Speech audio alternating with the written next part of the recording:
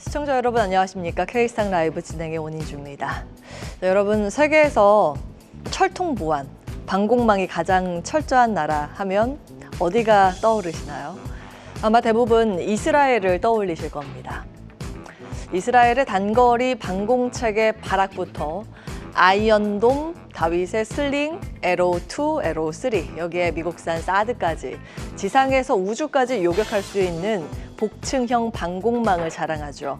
그런데 이번에 세계 최고 수준이라고 자랑하던 이 방공망이 뚫렸습니다. 사건은 현지 시간 5월 4일 예멘의 후티 반군이 쏜 탄도미사일이 이스라엘 벤구리온 국제공항에 떨어졌습니다. 3번 터미널 근처 주차장, 활주로와 수백 미터 거리, 공항이 직접 타격당한 건 이번이 처음이었습니다. 이스라엘은 미국산 사드, 미국 IAI와 보잉의 합작 개발 사업으로 탄생한 에로3로 요격에 나섰는데 모두 실패했습니다. 그럼 이런 질문이 생기죠. 요격 성공률이 매우 높다고 알려졌는데 왜 실패했을까?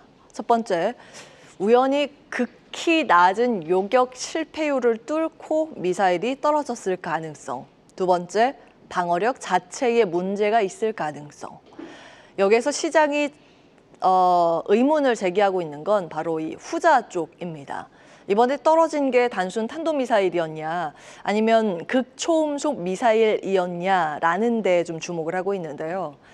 왜냐하면 탄도미사일은 포물선 궤도로 고고도로 날아와서 궤적을 예측 가능한 수준이라고 평가받는 반면에 극초음속 미사일은 보시는 바와 같이 고도가 낮아서 기존 레이더 탐지가 어렵고 마하 7에서 한 9 속도로 비행 중 경로 변경까지 가능하기 때문에 요격이 어렵다는 평가를 받고 있습니다. 만약 후티 반군의 미사일이 이 조건 중에 일부를 충족한 극초음속 변형 무기였다면 이는 단순한 사고가 아니라 전 세계의 방공망의 패러다임 자체가 흔들릴 수 있는 신호탄이라고 지적이 나오고 있습니다. 자, 그럼 우리나라는 어떨까요? 현재 한국은 중거리 방공체계 천궁2를 보유하고 있지만 다음 화면 주시겠습니까? 미사일 요격은 어렵다는 게 군 당국의 입장입니다. 그래서 국방과학연구소와 방사청이 천궁3를 2028년까지 목표로 개발 중입니다. 앞에 화면 다시 봐야겠네요. 여기에는 LIG넥스1, 한화시스템, 한화에어로스페이스 등 국내 핵심 방산기업 등이 참여하고 있습니다. 이 시스템은 기존 방식보다 고도, 속도 모두 향상된 극초음속 무기 대응용 체계로 개발되고 있다고 전해집니다. 정리하자면 후티의 이 한 발이 만들어낸 충격은 단순하지 않습니다. 그 한 발은 미국, 이스라엘, 한국까지 기존의 방공망에 대한 의문을 던졌고 극초음속 무기를 새롭게 이 방어 체계로 상정하게 되면서 그 전환이 필요하다는 경고장일지도 모릅니다. 이 흐름 속에서 방산주는 단기 테마가 아닌 패러다임 전환의 수혜주로 다시 재조명되고 있습니다.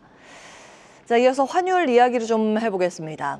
작년 말, 올해 초에는 환율이 급등해서 경제 위기다 말이 많았는데 이제는 환율이 단기간 너무 빠르게 급락해서 불안하다는 목소리가 나옵니다.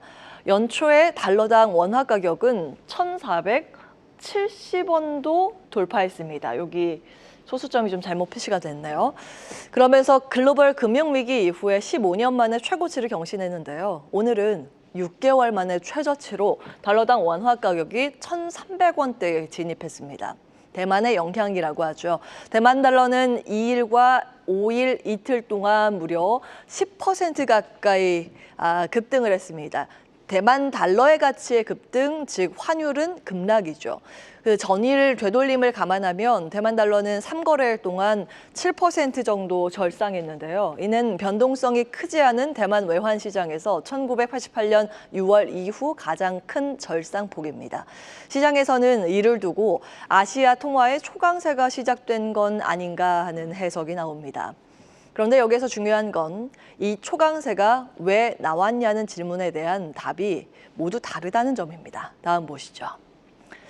미중 무역 협상 기대감의 위엔화가 강세를 보이면서 원화 등 연동된 통화들이 따라서 올라간 것이다라는 해석도 있고요. 대만, 미국 간의 관세 합의 가능성, 그래서 대만 달러만 움직였다는 시각도 있습니다. 미국발 경기 침체 우려로 인한 달러 약세의 흐름, 결국 글로벌 자금이 신흥시장으로 되돌아온다는 관측 또한 나오고 있고요.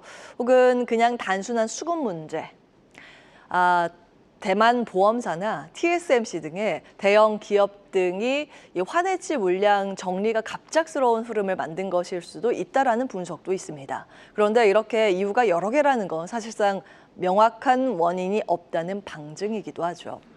자, 지금 달러당 원화 가격, 이 환율은 1,365원에서 1,375원대, 그러니까 시장이 가장 민감하게 반응하는 구간에 와 있습니다.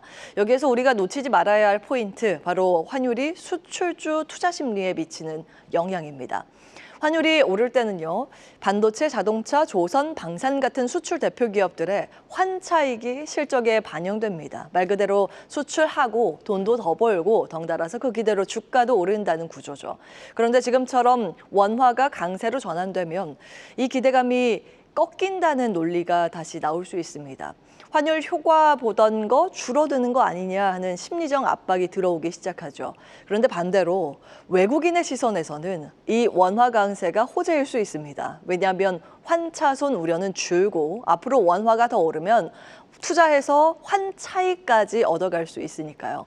요약하면 원화 강세는 수출주에게 부담이지만 한국 시장에는 외국인의 자금 유입이라는 기대감을 주기도 합니다.